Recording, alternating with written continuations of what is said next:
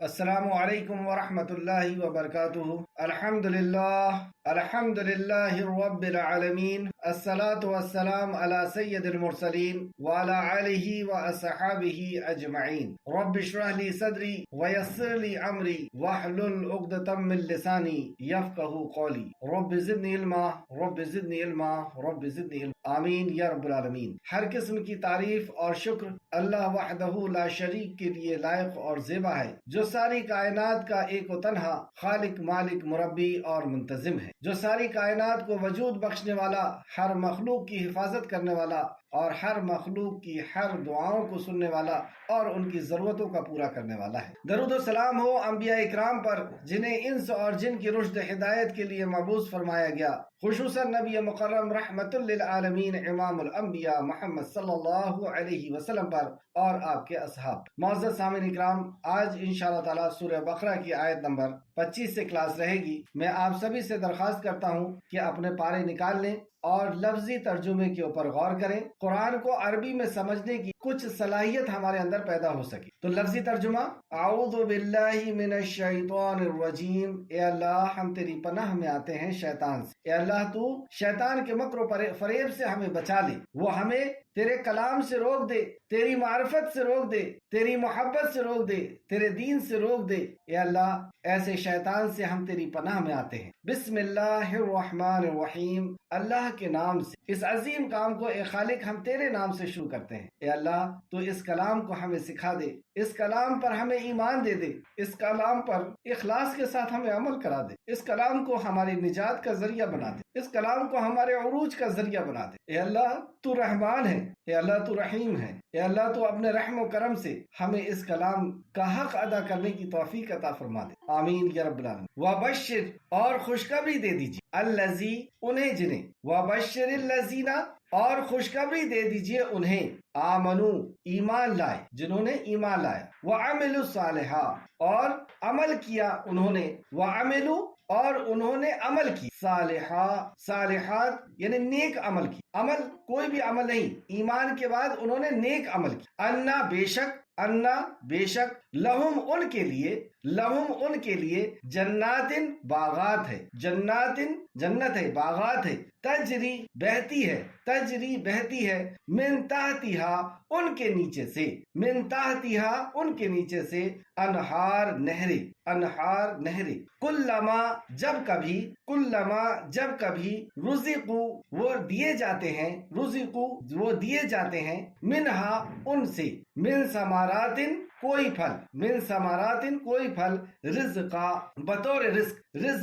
بطور رزق، قالو، وہ کہیں گے، ھذا الذی، یہ وہی ہے جو، رزقنا، دیے گئے ہم، من قبل، اس سے پہلے،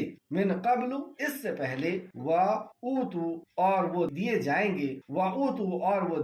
گے، بہی، اس سے، متشابہا، ملتا جلتا، وَلَهُمْ، اور ان کے لیے، فیہا، اس میں، ازواج، بیویاں ہوں گی، یا مرد کے لیے عورت کا معنی ہے اس میں، اور عورت کے لیے مرد کا معنی ہے۔ تو ازواج ملیں گے مطہرات، نہایت پاکیزہ، وہم، اور وہ، فیہا، ان میں، خالدون، ہمیشہ رہیں گے، خالدون، رہیں گے۔ انا، بے شک، اللہ لا یستحیی، نہیں حیا کرتا، یعنی نہیں شرماتا، ان کے، یضربا، وہ بیان کرے، مثلاً، کوئی مثال، کوئی اگزامپل، ما، خواہ وہ، بعوضتاً، مادہ مچھر کی ہو، کیونکہ یہی انسان کو کاٹتی ہے، فما، یا جو، فوقہا، اوپر ہے اس کے، فلما، تو رہے، الذین، وہ جو، آمنو، ایمان لائے، فیعلمون، پس وہ علم رکھتے ہیں، تو جو ایمان لائے وہ علم رکھتے ہیں، ایمان والوں کی ایک صفت، انہو، کہ بے شک وہ، الحق، حق ہے، من ربہم، ان کے رب کے، یعنی قرآن میں جو مثال ہے وہ ان کے رب کے طرف سے حق ہے، اور قرآن میں جو کچھ ہے وہ اللہ رب العزت کی طرف سے حق ہے۔ یہ علم رکھتے ہیں کون؟ جو ایمان والے، من ربہم، وَأَمَّا، اور رہے، الذین وہ جنہوں نے کفروا انکار کیا، کفر کیا، کفروا انکار کیا، کفر کیا، فیقولون تو وہ کہتے ہیں ماذا کیا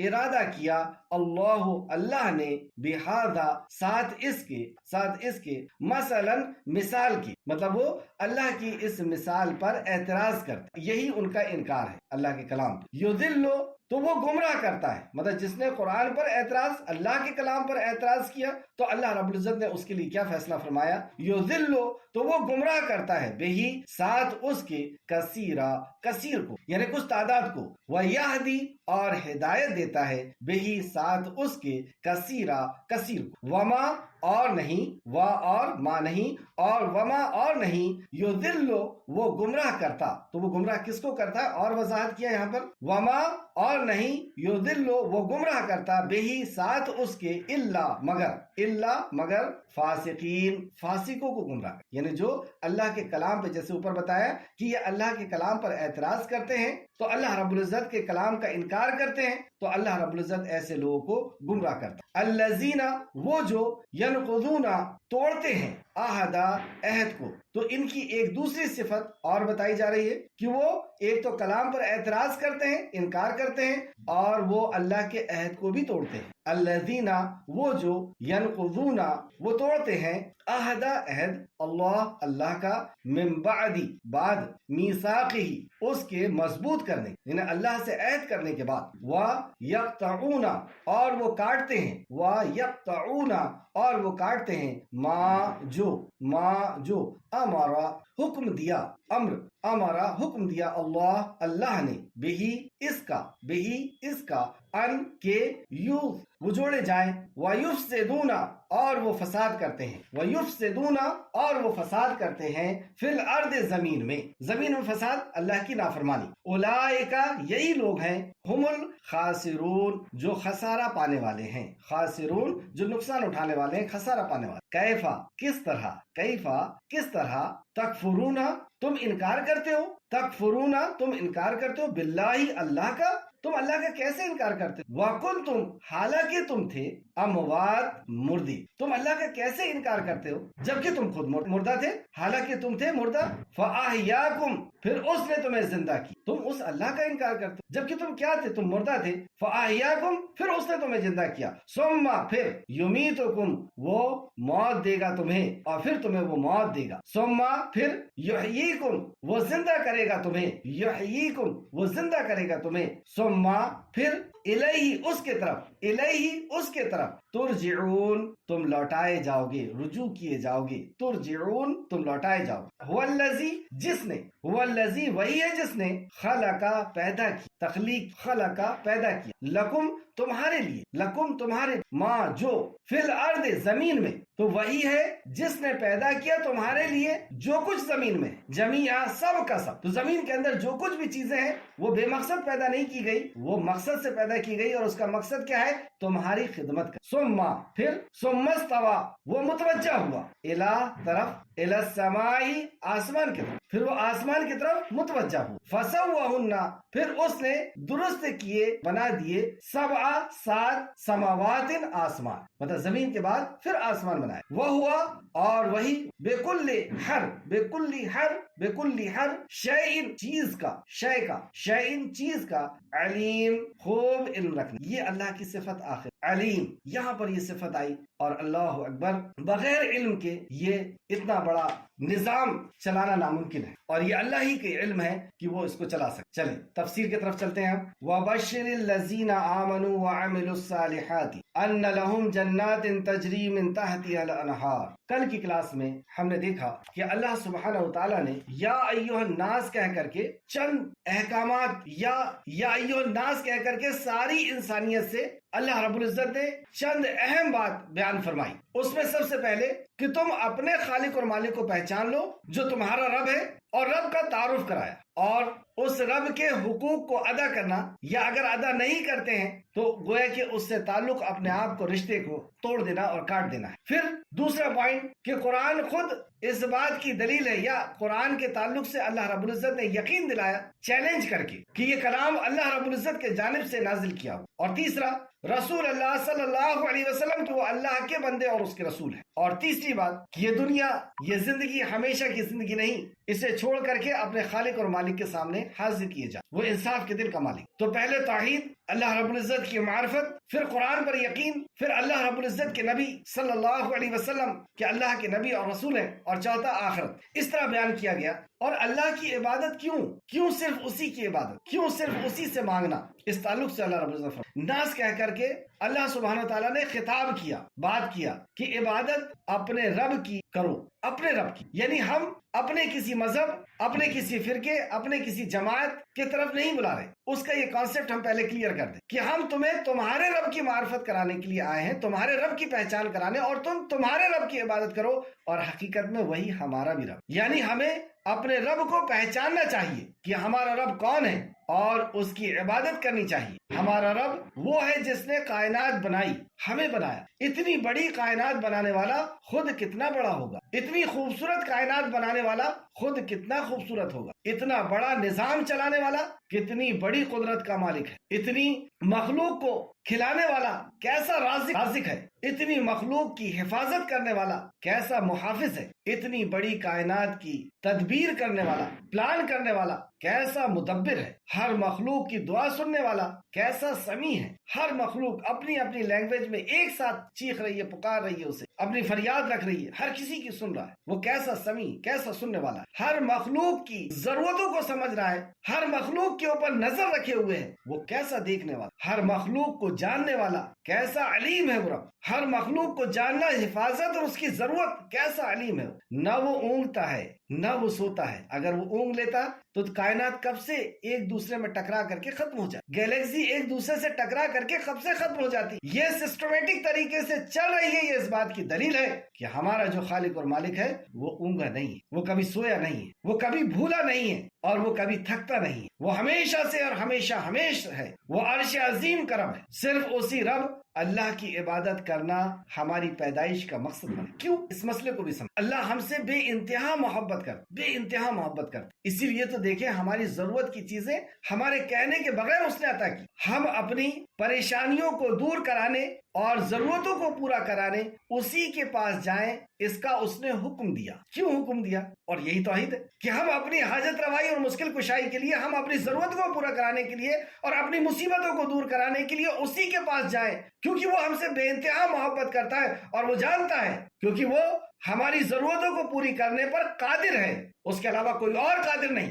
ہم نہ بھٹکے، ہم نہ در در بھیکاریوں کی طرح بھیک مانگتے ہوئے پھرے، یہ ہماری شان نہیں، یہ اشرف المخلوق ہے، یہ اس کی شان ہے کہ یہ ساری کائنات کے خالق اور مالک کے سامنے اپنے ہاتھ کو پھیلائے۔ یہ اس کی شان بنایا اللہ رب العزت نے اشرف انسان کی اور ساری مخلوق کی۔ یہ اس کی شان ہے کہ وہ محتاجوں کے سامنے نہ پھرے، وہ خالق کے سامنے آئے، اس کے سامنے سر جھکائے، اس کے سامنے ہاتھ پھیلا، یہ اس کی شان بنائی۔ باقی ساری مخلوق اس کے سامنے بے بس اور محتاج اور فقیر ہے۔ ہم ہر لمحہ، ہر گھڑی اس کے محتاج ہیں۔ اس لیے اللہ رب العزت نے یہ فیصلہ فرمایا، یہ فرض فرمایا کہ عبادت صرف اس، اور ہماری پیدائش کا مقصد ہمارے خالق نے یہ بنا دیا کہ تم صرف اس کی عبادت کرو، کیونکہ کوئی اور عبادت کے لائق، کوئی اور تمہیں کچھ نہیں دے سکتا۔ سب اندھ وشواس، سب فضول ہے اور تمہارا بھٹکاؤ ہے۔ تمہیں جو دے سکتا ہے وہ وہی رب دے سکتا ہے جس نے تمہاری تقدیر بنائی، جس نے تمہیں بنایا تمہاری ضرورتوں کو پوری کر۔ تو اس نے کیا کیا؟ صرف اسی رب اللہ کی عبادت کرنا ہماری پیدائش کا مقصد بنایا۔ اس پوائنٹ کو بہت اچھی طرح سمجھ لیں، ہماری پیدائش کا مقصد ہے، اور جو چیز اپنی پیدائش کے مقصد کو بھولتی ہے اسے ختم کر دیا جائے۔ اور ہر انبیاء کو مبعوث فرمانے کا مقصد بھی یہی بتایا، ان اعبدوا اللہ واجتنبوا الطاغوت، اللہ، اور صرف اسی رب اللہ کی عبادت اس کا حکم ہے، اس کا فیصلہ ہے۔ اللہ کا یہ حکم ہے اور اس کا فیصلہ فیصلہ ہے کہ عبادت صرف وہ انسان کو بھٹکتا ہوا، بے عزت ہوتا ہوا، ذلیل ہوتا ہوا نہیں دیکھنا چاہتا۔ وہ رب انسان کو بھٹکتا ہوا، بے عزت ہوتا ہوا، ذلیل ہوتا ہوا، مخلوق کے سامنے، محتاجوں کے سامنے ہاتھ پھیلاتا ہوا دیکھ کر کے ذلیل ہوتا ہوا اللہ نہیں دیکھنا۔ اس لیے اس نے فرض کر دیا، حکم فرما دیا، یہ فیصلہ فرما دیا کہ عبادت اللہ کی عبادت یہ اللہ کا حق ہے۔ حق، اللہ اکبر۔ ہم اپنے حقوق کو خوب جانتے ہیں کہ میری بیوی کا میرے اوپر کیا حق ہے، بیوی شوہر کے بارے میں جانتی، بیٹا باپ کے بارے میں جانتا ہے کہ میرے باپ کی جائیداد میں کتنا میرا حق ہے، بھائی بھائی کے تعلق سے جانتا ہے کہ میرا کتنا حق ہے، اور حق اگر مارا گیا کورٹ میں کھڑا ہو جاتا ہے۔ بیوی کا حق اگر شوہر مار دے تو گھر کے اندر تباہی آ جاتی۔ بیوی کا حق اگر اس نے پڑوسن کو دے دیا گھر تباہ ہو جائے گا۔ بیوی نے اگر شوہر کا حق پڑوسی کو دے دیا، 20 سال اس کے ساتھ اس کی خدمت کرتے رہی، لیکن 1 گھنٹے کے لیے شوہر کا حق اس نے پڑوسی کو دے دیا تو گھر کے اندر تلواریں نکل جائیں گی، طلاقیں ہو جائیں گی۔ کیوں؟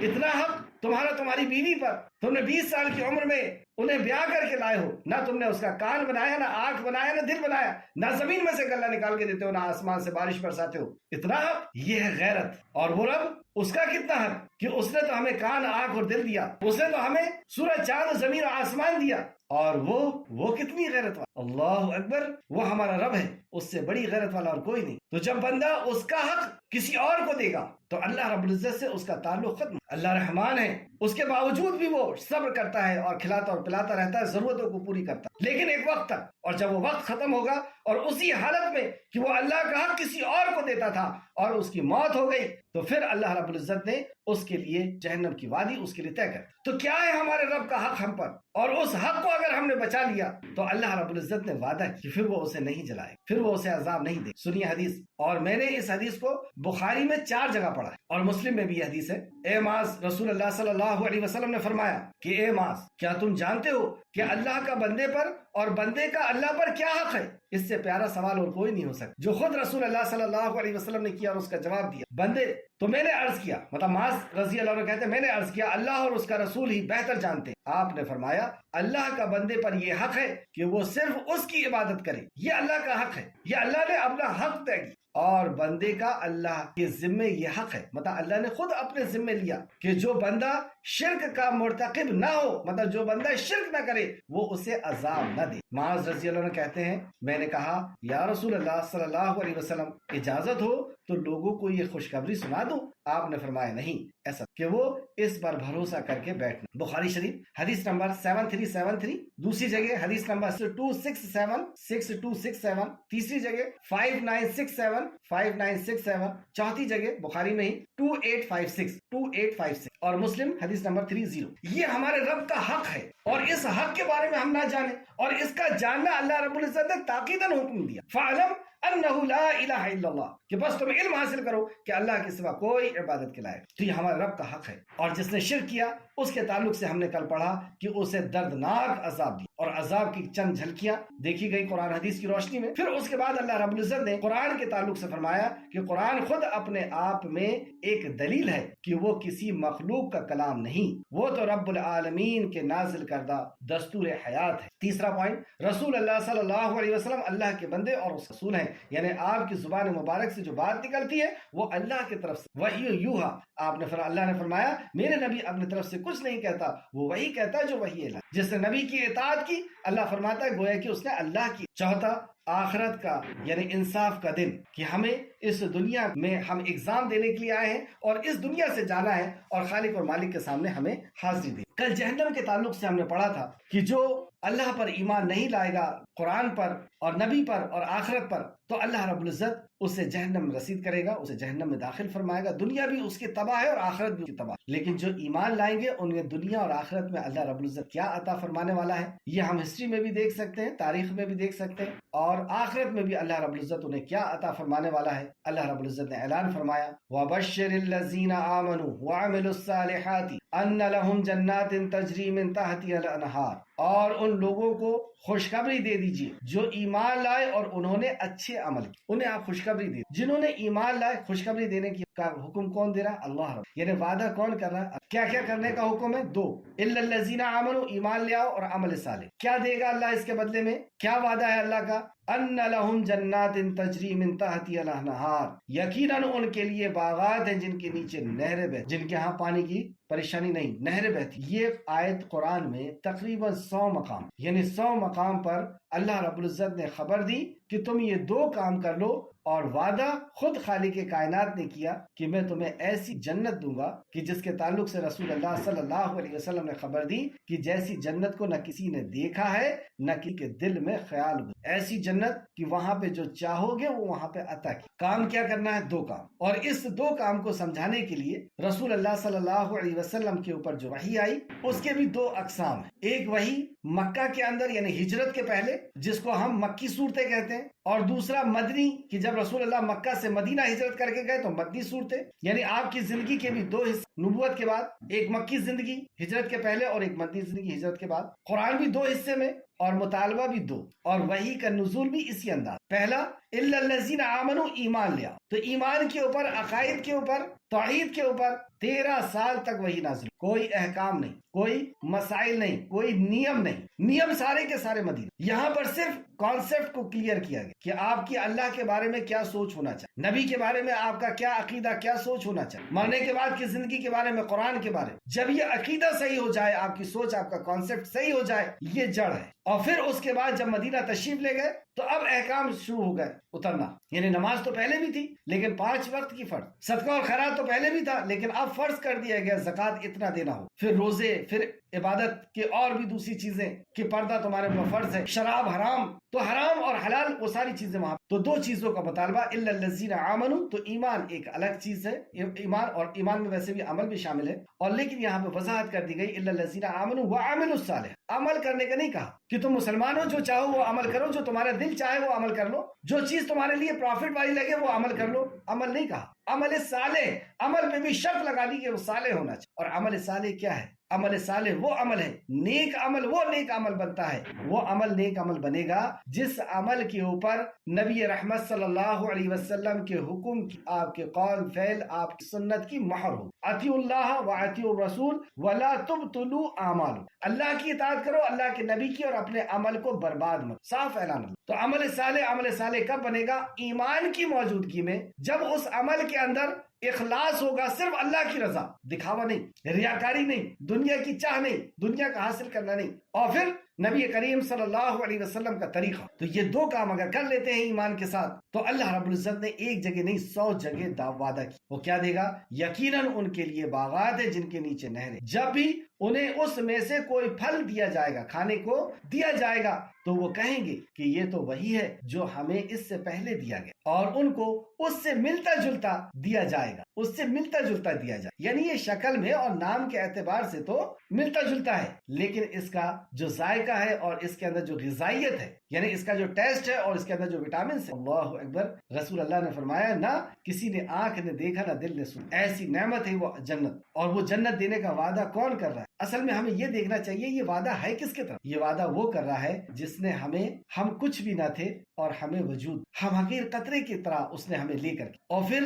اس قدر نعمتیں دی کہ جن نعمتوں کو ہم دیکھ نہیں پاتے، ہم نے اپنی روح کو نہیں دیکھا، ہم نے اپنے آکسیجن کو نہیں دیکھا، ہوا کو، اور کئی بے شمار چیز، اور کئی ایسی نعمت دیا ہے جن کو ہم جانتے بھی نہیں ہیں، اور کئی نعمتیں ایسی دیا ہے جن کو ہم گن نہیں سکتے، ہمارے جسم کے اندر کئی ایسی چیزیں جن کو ہم نہیں جانتے۔ وہ رب وہ وعدہ کر رہا کہ میں تمہیں اس سے بہتر دینے والا، کیوں نہیں یقین ہو؟ اور اس یقین کا ہو جانا یہی ایمان، اللہ ہم سب کو نصیب، اور ان کو اس سے ملتا جلتا پھل دیا جائے گا، اور ان کے لیے وہاں ہوں گی پاکیزہ بیوی، وَلَهُمْ فِيهَا أَزْوَاجٌ مُطَهَّرَةٌ، پاک، یعنی مرد بھی وہاں پہ پاک ہوں گے عورت کے لیے، اور عورت بھی مرد کے لیے پاک۔ تو پاکیزہ یعنی گناہ سے پاک، دل سے پاک، جسم سے پاک، تو ایسے ہی مرد بھی ہوں گے اور عورتیں بھی۔ وَهُمْ فِيهَا خَالِدُونَ، اور اس جنت میں کب تک رہنا؟ یہ جنت اصل میں اللہ رب العزت کا مہمان خانہ، اور اللہ رب العزت جس کا میزبان ہو تو وہ اپنے شان کے مطابق، اور اس کی شان کیا کہ وہ جنت کے تعلق سے چند آیتیں اور حدیث آپ کے سامنے پیش کرتا ہوں کہ وہ جب اللہ رب العزت میزبان ہوگا تو وہ کیسا ہمیں جنت عطا فرمائے گا، وہ جنت کیسی ہوگی، چند آیتیں اور اور وقت کی مناسبت سے سورہ محمد آیت نمبر 15 صلی اللہ علیہ وسلم، اس جنت کا حال جس کا وعدہ متقی لوگوں سے کیا گیا، ہر کسی نے وعدہ اللہ نے کیا، کس سے کیا؟ متقی تقوی والوں، یہ ہے کہ اس میں کئی نہریں ایسی پانی کی ہیں جو بگڑنے والا نہیں، مطلب دنیا کا جو پانی ہے وہ کھارا بھی ہو سکتا ہے، اس کے اندر کھائی بھی ہو سکتی ہے، اس کے اندر کائی بھی ہو سکتی ہے، اور بھی بیماریاں ہو سکتی، لیکن وہ پانی ایسا دیا جائے گا کہ وہ جو بگڑنے والا نہیں، اور کئی نہریں دودھ کی ہوں گی، کئی نہریں وہاں پر دودھ کی ہوں گی۔ یہ وعدہ کون کر رہا ہے؟ اس کا جاننا ضرور، یہ وہ وعدہ کر رہا ہے جو گوبر اور خون کے بیچ سے صاف شفاف اور خوشبو والا وٹامن والا دودھ نکال کر کے دیتا ہے نا، وہ وعدہ۔ گائے کے اندر ایک طرف سے آپ اس کو دیکھتے ہیں کہ وہ بھوسا کھاتی، جس کے اندر کچھ کلر اس کا کالا ہے، اور وہ پیٹ میں جا کر کے کیسی مکسی بنایا ہے، کیا بنا پائی دنیا ایسی مکسی کہ ایک طرف سے وہ بھوسا ڈال دے اور دوسری طرف سے تم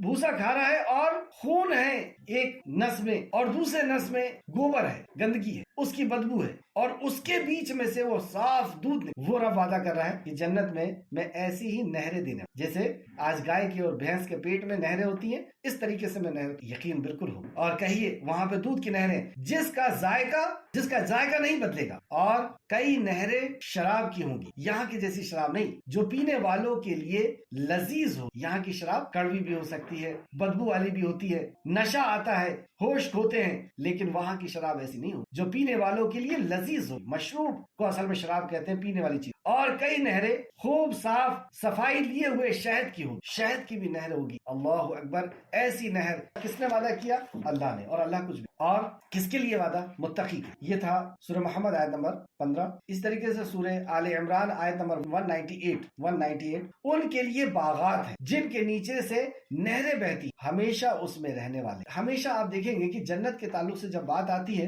تو باغ کی بات آتی ہے اور نہر کی، یعنی وہ گھر کہ جب آپ بیڈ روم سے دیکھیں تو نہریں بہتی ہوں، کیسا منظر ہوتا ہے؟ وہ منظر کشی اللہ رب العزت نے کی کہ تم جب اپنے محل سے اور اپنے باغ سے دیکھو گے تو نیچے سے نہریں بہتی، اور اللہ کے پاس سے مہمانی کے طور، یہ اللہ کی مہمانی ہے، کوئی بادشاہ مہمانی کرے تو ہو سکتا ہے کہ وہ ہم کو زندگی بھر اچھے سے اچھی چیز کھلائے، اور اللہ مہمانی کر رہا ہے تو وہ زندگی ہمیشہ ہمیش کی بڑھائے، اور وہ آگے دیکھتے ہیں وہ کیا کیا نعمت دینے والا، اور جو کچھ اللہ کے پاس ہے وہ نیک لوگوں کے لیے بہتر، نیک لوگوں کی، پھر یہاں پہ شرط لگا دی نیکی کی۔ سیدنا انس بن مالک رضی اللہ عنہ کہتے ہیں رسول اللہ صلی اللہ علیہ وسلم سے دریافت کیا گیا، مطلب آپ سے پوچھا گیا کہ کوثر کیا ہے؟ آپ صلی اللہ علیہ وسلم نے فرمایا یہ ایک نہر ہے جو مجھے اللہ تعالیٰ نے جنت میں عطا فرمائی، جس کا پانی دودھ سے زیادہ سفید اور شہد سے زیادہ میٹھا، یہ میں نے آدھی حدیث بتایا، دودھ سے زیادہ سفید اور شہد سے زیادہ میٹھا۔ ترمذی شریف حدیث نمبر 2542 صحیح حدیث ہے، اس کو پوری پڑھیے گا، ابھی وقت کی وجہ سے میں آگے چل رہا ہوں۔ یہاں پہ آپ نے دیکھا کہ ازواج کا بھی لفظ تھا کہ مرد کے لیے عورت اور عورت کے لیے مرد بھی ملیں گے، تو خواتین کے لیے جو مرد ملیں گے اللہ اکبر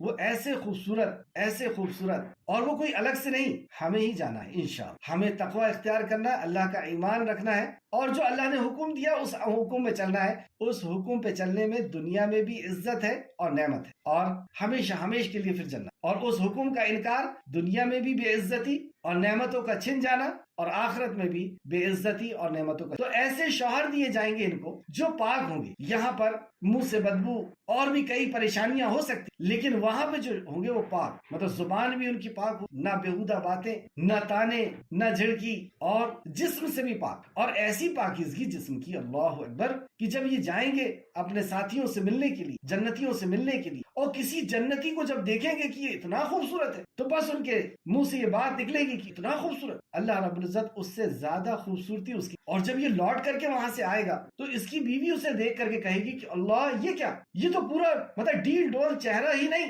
پورا جسم اور سب کچھ بدل گیا، ایسا بدل کر کے یہ ہر ہفتے یا ہر بار جب جائے گا کسی کو دیکھے گا اور اس سے زیادہ خوبصورت، اس طرح ہر بار آپ کا ہی شوہر آپ کو ایک نئے روپ، اور بیوی کون؟ یہی جو ہماری مائیں بہنیں ابھی سن رہی ہیں، یہی لوگ جنت میں جانے والی اور جنت والوں کو ملنے والی ہیں، اور یہ کیسی ہوں گی؟ یہ بھی ہر قسم کی غلاظت سے، ہر قسم کی ناپاکی سے پاک، اللہ نے کہا نا کہ پاک بیوی تو گناہوں سے بھی پاک، نہ غیبت، نہ چغلی، نہ حسد، نہ کسی قسم کی مہک، ان ساری چیزوں سے پاک وہاں پہ۔ تو عورتوں کے تعلق سے چند، جیسے سورہ رحمان میں آیت نمبر 56 میں اللہ فرماتا ہے ان میں نیچی نگاہیں والی عورتیں جنہیں ان سے پہلے نہ انسان نے ہاتھ لگایا ہے اور نہ کسی جن نے نہ کسی انسان نے اسے ہاتھ لگایا، ایسی پاک اور ایسی نگاہیں نیچے رکھنے. تو آج بھی جو نگاہیں نیچے رکھنے والی ہیں، یعنی اپنی عزت اور عظمت کا خیال رکھنے والی ہیں، یہ عورتوں کا وہ ٹھکانہ. سورہ واقعہ آیت نمبر 35 سے 38. سورہ واقعہ: بلا شبہ ہم نے ان کو پیدا کیا، مطلب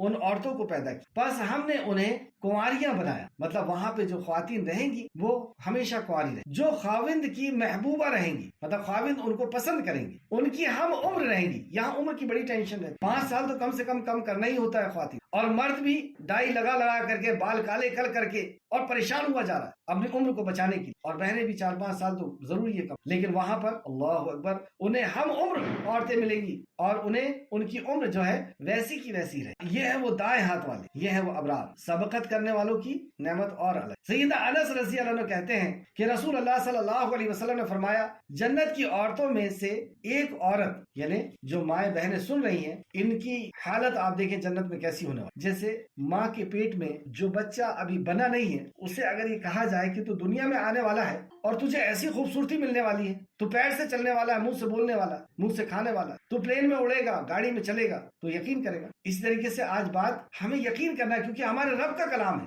اور کلام کیسا؟ جس کے تعلق سے چیلنج ہم کل سن کر کے کوئی اسے بدل نہیں سکا، کوئی اسے جھوٹا ثابت نہیں کر سکتا، کیونکہ یہ رب کا کلام ہے. اور اس کا وعدہ ہے جو بغیر کیل پر، بغیر سپورٹ کے، بغیر بیم اور کالم کے اتنے بڑے آسمان کو جس نے کھڑا کیا. وہ رب کا وعدہ ہے جو 24,000 کلومیٹر فی گھنٹے کی رفتار سے ہماری پرتھوی کو چلا رہا ہے، ہمارے ارتھ. وہ رب کا وعدہ ہے جس نے حقیر قطرے سے ہمیں وجود بخش، جس نے بولنے، سننے اور دیکھنے کی طاقت. وہ رب جو مردہ دانے کو زندہ کر کے زمین کو پھاڑتا ہوا باہر نکالتا. وہ رب جو آسمان سے بارش. وہ رب کا یہ. اور کیا وعدہ ہے؟ جنت کی عورتوں میں سے ایک عورت دنیا میں لمحہ بھر کے لیے جھانک لے، مطلب دنیا میں اگر وہ خاتون جھانک لے گی تو مشرق و مغرب، یعنی شمال اور جنوب تک، یعنی ایسٹ اور ویسٹ تک، پورب اور پچھم کے درمیان ہر چیز روشن ہو جائے. اللہ اکبر. ایسی چمک اللہ رب العزت نے عطا فرمائی. جنت کی عورت میں سے ایک عورت اگر ایسا دے اور فضا کو خوشبو سے بھر دے گی. جنتی عورت کے سر کا دوپٹہ دنیا اور جو کچھ اس میں ہے اس سے بہت. بخاری نے روایت کی. آج آپ لوگ دیکھتے ہیں کہ آپ لوگوں کا دوپٹہ ہی سب سے زیادہ مہنگا ہوتا ہے، اسی کے اوپر سب سے زیادہ ورک ہوتا ہے. تو اللہ رب العزت فرماتا ہے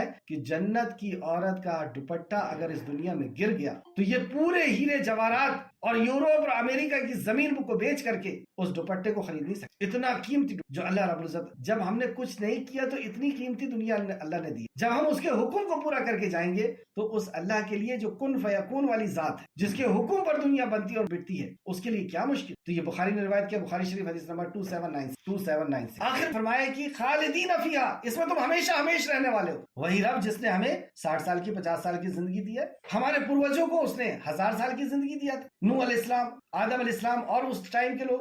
وہی رب اب یہ طے کرے گا کہ تمہیں ہم ہمیشہ ہمیشہ کی زندگی دینے والے. اور وہ ہمیشہ ہمیشہ کی زندگی کیسی؟ سیدنا عبداللہ بن عمر رضی اللہ عنہ بیان کرتے ہیں، رسول اللہ صلی اللہ علیہ وسلم نے فرمایا، جنتی جنت میں اور دوزخی دوزخ میں پہنچا دیے جائیں گے تو موت کو اس حالت میں لایا جائے گا کہ گویا کہ وہ ایک چتکبرا مینڈا ہو، مطلب بکری کی طرح ایک جانور ہوتا ہے مینڈا، اس کے شکل میں موت کو لایا جائے. موت اسے جنت اور دوزخ کے درمیان کھڑا کر دیا جائے گا، پھر اسے ذبح کر دیا جائے. ذبح کر دیا یعنی موت کو موت دے دی جائے گی. ختم موت کا سسٹم. اور موت کیا ہے؟ جسم اور روح سے الگ ہونا، یہ موت. تو موت کو قتل کر دیا گیا، یعنی جسم سے روح اب ہمیشہ ملی رہے. پھر ایک منادی آواز دے گا، یعنی ایک اعلان کرنے والا اعلان کرے گا، ایک خبر دینے والا خبر دے گا، اے اہل جنت اب موت نہیں آئے گی، اور اے اہل دوزخ اب موت نہیں آئے گی. ہر شخص ہمیشہ اس حالت میں رہے گا جس میں وہ اب ہے. یہ اس کا مطلب. یہ سن کر کے جنتی تو بہت خوش ہو جائیں گے اور دوزخیوں کا غم میں اور اضافہ ہو جائے گا. جنتی تو خوش ہو جائیں گے کہ اب یہ جنت ہمیشہ کی ہو گئی ہمارے لیے، لیکن جہنمی کا فکر اور غم جو ہے وہ اور بڑھ جائے گا. بخاری شریف حدیث نمبر 6548 مسلم شریف حدیث نمبر 2850. سیدنا ابو ہریرہ رضی اللہ عنہ بیان کرتے ہیں کہ رسول اللہ صلی اللہ علیہ وسلم نے فرمایا، جو شخص جنت میں داخل ہوگا وہ ہمیشہ عیش، ہمیشہ اس کو سکون اور اطمینان رہے. رنج و غم سے اسے کبھی واسطہ نہیں ہوگا، رنج اور غم سے ٹینشن اور ڈپریشن سے کبھی اس کا سامنا نہیں ہو، اس کے کپڑے کبھی پرانے نہیں ہوں گے، کبھی بوسیدہ نہیں ہوں گے، اسے کپڑے کبھی پرانے نہیں ہوں گے، اور اس کی جوانی کبھی ضائع نہیں، اس کی جوانی کس نے وعدہ کیا؟ اللہ رب، اس کی جوانی کبھی ضائع نہیں ہوگی، کبھی کمزور نہیں پڑے گا۔ مسلم شریف حدیث نمبر 2836۔ اس حقیر دنیا کو ہم حاصل کرنے کے لیے جو بے وفا ہے اور دنیا کی چیزیں بھی بے وفا، اس کے لیے ہم ایسی ہمیشہ کی زندگی کو ہم ٹھوکر مار۔ اللہ رب العزت ہمیں توفیق عطا فرما کہ ہم آخرت کو اتنا ہی اہمیت دیں جیسا کہ اس کا حق، اور دنیا کو اتنی اہمیت دیں جتنا اس کا حق۔ مسلم شریف کی حدیث تھی 2836۔ سیدنا ابو سعید خدری رضی اللہ عنہ اور سیدنا ابو ہریرہ رضی اللہ عنہ بیان کرتے ہیں، رسول اللہ صلی اللہ علیہ وسلم نے فرمایا، ایک منادی ندا کرے، یعنی ایک اعلان کرنے والا اعلان کرے کہ اے اہل جنت، بے شک اب تم تندرست رہو گے، یعنی بیمار نہیں پڑو، کبھی بیمار نہیں پڑو گے۔ اب جنت میں کوئی بیماری نہیں کہ زیادہ کھا لی تو شوگر ہو گیا اور بی پی کی پھر ٹیبلٹ لینا پڑ رہا ہے، کبھی بیمار نہیں پڑو گے، تم زندہ رہو گے، تمہیں کبھی موت نہیں آئے گی، تم جوان رہو گے، تمہیں کبھی بڑھاپا کبھی نہیں آئے، جوان رہو گے کبھی بڑھاپا نہیں آئے، تم عیش میں یعنی خوشی میں زندگی گزر کرو گے، تمہیں کبھی فکر اور پریشانی جو ہے لاحق نہیں ہوگی۔ اور پھر آپ نے یہ آیت کو پڑھی سورہ اعراف کی، اور انہیں آواز دی جائے گی کہ یہ وہ جنت ہے جس کا وارث تم اس کی وجہ سے بنائے گئے ہو جو تم کیا کرتے۔ پھر اس کو اللہ رب العزت ندا لگائے گا کہ یہ تم جنت کے وارث ہو، اور یہ جنت کے وارث کیوں ہو؟ جو تم عمل کیا کرتے۔ مسلم شریف حدیث نمبر 2837۔ یعنی دنیا بقدر مقدر ہے اور آخرت بقدر مشقت ہے، لیکن ہم نے اس کو الٹا کر ہم یہ سمجھ رہے ہیں کہ دنیا میں جتنی محنت کریں گے اتنی دنیا ہمیں ملے گی۔ کیا ایسا ہوا ہے؟ جو سب سے زیادہ محنت کرتا ہے آپ دیکھیں گے کہ وہ سڑک کے بازو میں ہی ملے، روڈ کھودتا، مزدوری کرتا۔ اور اگر آپ یہ سوچ رہے ہیں کہ خوب علم حاصل کر لیں گے تو ملے گا، تو جو زیادہ علم والا ہے وہی ٹیچر ہے، کم پیسے دولت۔ یہ بقدر مقدر ہے، جو اللہ نے لکھ دیا اتنی دنیا مل کر کے رہے گی، پوری دنیا اکٹھا ہو کر کے ہم سے وہ دنیا نہیں چھڑا سکتے۔ تو دنیا بقدر مقدر ہے اور جنت بقدر مشقت ہے، ہم جتنی محنت کریں گے اتنی اونچی جنت، جتنا ایمان جتنا عمل۔ تو ہم نے اس کو الٹا کر لیا، جبکہ ہمیں اسے تقدیر پر رکھنا ہے، دنیا کو اور آخرت کو محنت پر۔ عمل سے زندگی بنتی ہے، جنت بھی اور جہنم بھی، یہ خواہ کی اپنی فطرت میں نہ نوری ہے نہ ناری۔ تو یہ تھی جنت جس کا اللہ رب العزت نے وعدہ کیا، اور صرف 2 حکم دی، الا الذین آمنوا، یعنی آپ اپنی سوچ، اپنا کانسیپٹ، اپنا عقیدہ، ایمان کو صحیح کر، اللہ کے تعلق سے، اللہ کے فرشتوں کے، کتابوں کے، نبیوں کے، مرنے کے بعد کی زندگی کے اور تقدیر کے تعلق، اور پھر عمل صالح، یعنی اللہ کے احکام پر عمل کرنا،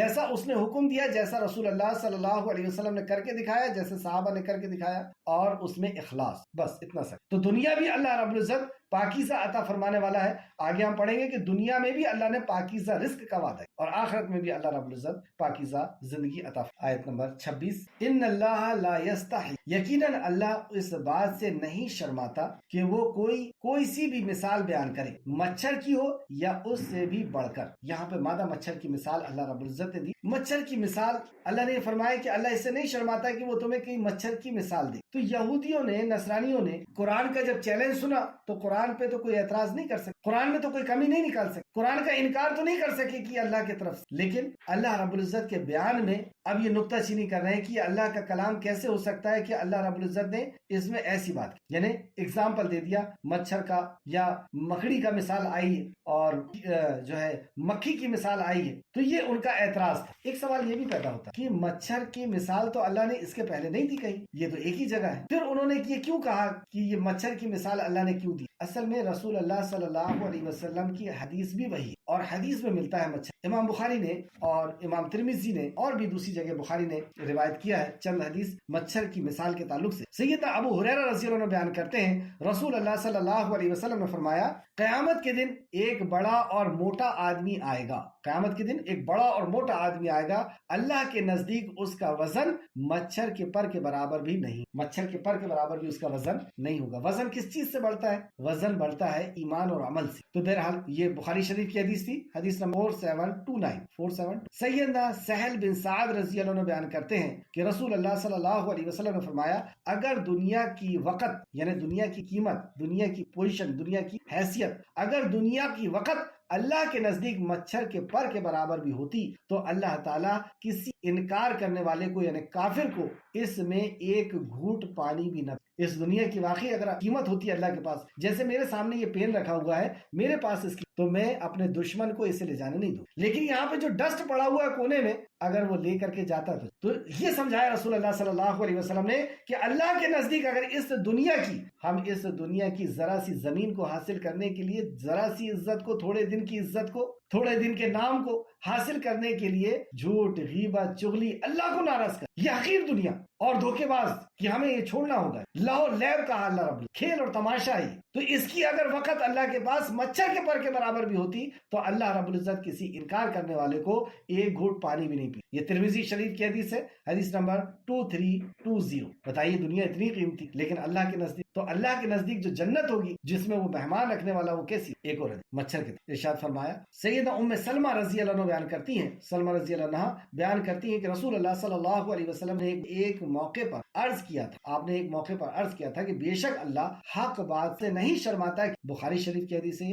حدیث نمبر 82 اور مسلم 313 آئے. یہ ان کا ایک اعتراض تھا، کیونکہ قرآن پر کوئی اعتراض نہیں کر سکے، اس کو غلط ثابت نہیں کر سکے اور قرآن کے جیسا بنا بھی نہیں سکے اور قیامت تک بنا بھی نہیں سکتے. تو انہوں نے یہ کہا کہ اللہ نے اس میں ایسا اگزامپل کیا. جبکہ اگزامپل کیوں دیا جاتا ہے؟ بات کو سمجھنے کی. اور یہاں پہ جو مچھر کی اگزامپل دیا ہے انہی منافقوں سے. اور مچھر کیا کرتا ہے؟ دھوکے باز. سب سے پہلے تو دھوکے باز دھوکہ دیتا ہے انسان کو، خون چوستا ہے اور پھر فرار ہو جاتا ہے. اور جب تک وہ جیتا ہے، جب تک وہ بھوکا ہوتا ہے، اور جب اس کا پیٹ بھر جاتا ہے پھر اس کی موت. اللہ، یہی منافق کی حالت کہ وہ دھوکہ دیتا رہتا ہے، اس کا لوٹنا، اس کا کھسوٹنا، یہ کرتا رہے گا. اور جب دنیا اسے حاصل ہو جاتی ہے تو پھر دنیا تو چھوڑنا ہی پڑتی. 50-60 سال کی عمر ہوئی پھر وہ چھوڑ دیتا ہے، دنیا میں کچھ فائدہ اٹھا لیتا ہے. اور دوسرے اینگل سے اگر دیکھیں تو مچھر اللہ رب العزت کی ایک معمولی سی مخلوق ضرور نظر آ رہی، لیکن جب اس پہ ریسرچ کی گئی تو عقل حیران ہو گئی کہ کیا مخلوق بنایا اللہ. اور یہ اسی بات سے کافی ہے کہ حضرت انسان جو اپنے آپ کو بہت کچھ سمجھتا ہے، وہ اس انسان کو بہت آسانی سے دھوکہ دیتا. وہ پہلے کان کے پاس آ کر کے بھن کرتا ہے،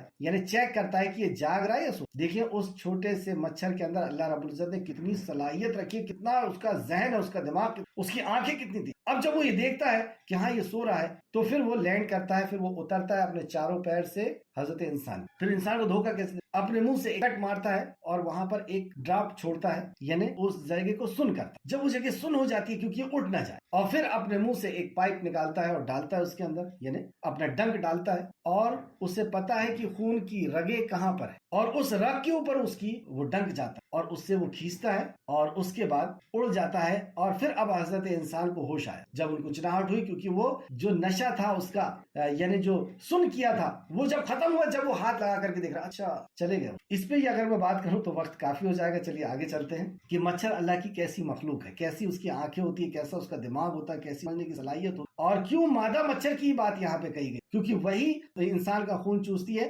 کیونکہ اس کو بچوں کے پرورش کے لیے یہ والے جو ہے وہ غذائیت چاہیے ہوگی. چلے اس کے اوپر میں زیادہ تذکرہ نہ کر کے، یقیناً اللہ اس بات سے نہیں شرماتا کہ وہ کوئی سی بھی مثال بیان کرے، مچھر کی ہو یا اس سے بھی بڑھ کر، مطلب مچھر کی ہو یا اس سے بھی بڑھ کر یا اس کے اوپر کی ہو. بعض نے کہا کہ اس کے مچھر کے پر کے اوپر کی ہو، اور اس کے پر کے اوپر جو ہے اس کی جواں ہوتی ہے. اور اس کے پھر جو لوگ ایمان لائے تو وہ جانتے ہیں کہ بے شک یہ ان کے رب کے طرف سے حق. تو ایمان والا اگزامپل کو پہچان لے، وہ حیران ہوتا ہے اور حیران کرتا ہے. کیونکہ دیکھیں آپ، جب بھی ہم اگزامپل، ہم نے پیڑ کا اگزامپل دیکھا، کیسی عقل حیران ہوگی کہ وہ کھجور کا پیڑ کیسا ہوتا ہے. واقعی مومن ایسی ہوتا ہے. اللہ رب العزت نے اگزامپل دیا کہ بچہ جو ہے وہ مومن کی طرح ہوتا ہے، کہ مومن ایسے ہی ہوتا ہے جیسا بچہ ہوتا ہے، جس کے اندر حسد اور کینہ اور کپٹ نہیں ہوتا، اور وہ سب کے پاس جاتا ہے اور ایسا معصوم ہوتا ہے اور معصوم دیکھتا. تو اللہ کے اگزامپل کو دیکھ کر کے مومن تو سمجھ جاتا ہے کہ ہاں یہ حق ہے ہمارے رب کی طرف. لیکن جن لوگوں نے کفر کیا، جنہوں نے انکار کیا، وہ کہتے ہیں کہ ایسی مثال پیش کرنے سے اللہ کی مراد کیا ہے. تو جس نے انکار کیا اللہ کے کلام پر، اللہ کے کلام پر انگلی اٹھایا،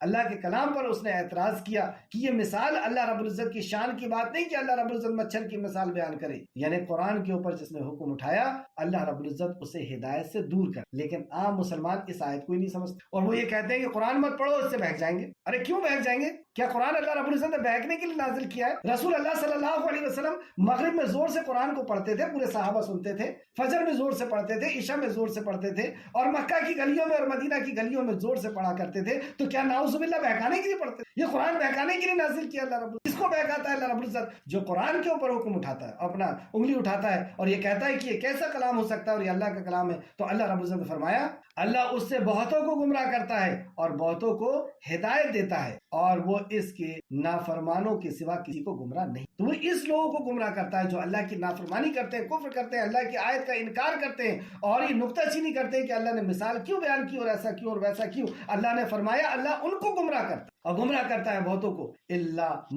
مگر کس کو گمراہ کرتا ہے؟ فاسقین، فاسق کو گمراہ کرتا ہے۔ اور فاسق کون؟ اوپر گزر چکا ہے کہ جس نے کفر کیا۔ وَأَمَّا الَّذِينَ كَفَرُوا، اور جنہوں نے کفر کیا، فَيَقُولُونَ، تو وہ کہتے ہیں، ماذا اراد اللہ بہذا مسئلہ، کہ اللہ کی ارادہ کیا ہے اس مثال سے، جس نے اللہ کے کلام کے اوپر شک کیا۔ اللہ رب العزت فرماتا ہے کہ اللہ اس کو گمراہ کرتا ہے، اور یہ بھی ایک معجزہ ہے قرآن کا کہ دو لوگ قرآن پڑھ رہے ہیں، ایک گمراہ ہو رہا ہے اور ایک کو ہدایت مل رہی ہے۔ دنیا کی کتاب ایسی نہیں ہوتی، ایک ڈاکٹر ہے وہ آپ کو پڑھا رہا ہے اور ڈاکٹری کی کتاب پڑھا رہا ہے، تو جتنے اسٹوڈنٹ ہیں وہ سارے کے سارے ڈاکٹر بن جائیں گے۔ لیکن یہ عجیب، یہ الہامی اور روحانی کتاب کہ اس کو پڑھانے والے رسول اللہ صلی اللہ علیہ وسلم، کلام اللہ کا، لیکن پڑھنے والے اپنی نیت کے اعتبار سے ڈیوائیڈ ہو رہے ہیں۔ ایک کا کفر اور نفاق بڑھ رہا ہے، ایک کو گمراہی بڑھ رہی ہے، اور ایک کی ہدایت بڑھ۔ وہ رضی اللہ عنہ و رضوا عنہ، ان کی شخصیت ایسی تبدیل ہو رہی ہے کہ دنیا حیران ہے۔ آج بھی یہودی اور نصرانی یورپ اور امریکہ ابوبکر صدیق اور عمر فاروق کے اوپر ریسرچ کر رہا ہے، خالد بن ولید کے اوپر ریسرچ کر رہا ہے کہ یہ کیسا جنرل تھا، یہ کیسا کمانڈر،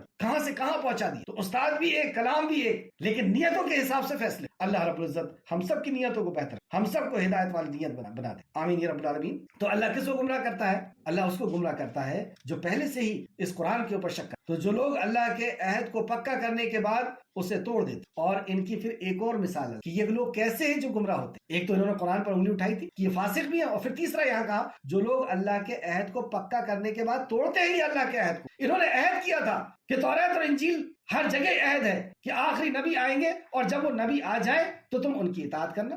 آگے آپ پڑھیں گے کہ انبیاء کو بھی اللہ رب العزت نے حکم دیا کہ وہ نبی آ جائیں تو تمہیں ان پر ایمان لانا ہوگا، ان کی حمایت کرنا ہوگی، ان کی مدد کرنی۔ تو یہ عہد تھا ان کا کہ آخری نبی آئیں گے، اور انتظار بھی تھا ان کو کہ آخری نبی محمد صلی اللہ علیہ وسلم آئیں گے۔ لیکن اعتراض کیوں کیا؟ کیونکہ ان کے قبیلے میں نہیں آئے، بنو اسماعیل میں آ گئے، ہماری سرداری چلی جائے گی، ہماری شان و شوکت چلی جائے گی، اس وجہ سے انہوں نے انکار کر، جبکہ پہچان لیے تھے۔ تو عہد پکا کیا انہوں نے اپنے انبیاء کے اوپر، اور اس کے بعد جب رسول اللہ صلی اللہ علیہ وسلم کو دیکھا تو اس کے بعد انکار کر کہ نبی مکرم یہ آپ کو اپنے بیٹوں سے بھی زیادہ اچھے سے پہچانتے، مطلب پہچان لیا تھا انہوں نے رسول اللہ صلی اللہ علیہ وسلم، لیکن اس کے بعد بھی آپ کی اطاعت کا انکار۔ وقت کافی ہو گیا، انشاءاللہ تعالی کل اس کے بعد آگے کی بات ہوگی، کیونکہ یہ بہت اہم آیت ہے۔ اس میں جو ہے حقوق کی بات بھی کی گئی ہے، انسانی حقوق کی بھی۔ تو اللہ رب العزت سے دعا ہے کہ جو کچھ بھی ہم نے پڑھا سمجھا اس میں ہمیں مزید غور و فکر کرنے کی خالق عطا فرما۔ جب تک ہمیں ایک خالق زندہ رکھ، ایمان اور عمل صالح کے ساتھ ہمیں زندہ رکھ، نبی مکرم کی اطاعت کے ساتھ ہمیں زندہ رکھ، اخلاص کے ساتھ عمل کی توفیق عطا فرما، اور ہمارا خاتمہ بالخیر فرما، نیکوکاروں کے ساتھ ہمارا شمار فرما۔ اللہم صلی وسلم علی نبینا محمد، اللہم صلی وسلم علی نبینا، آمین یا رب العالمین۔ السلام علیکم ورحمۃ اللہ وبرکاتہ۔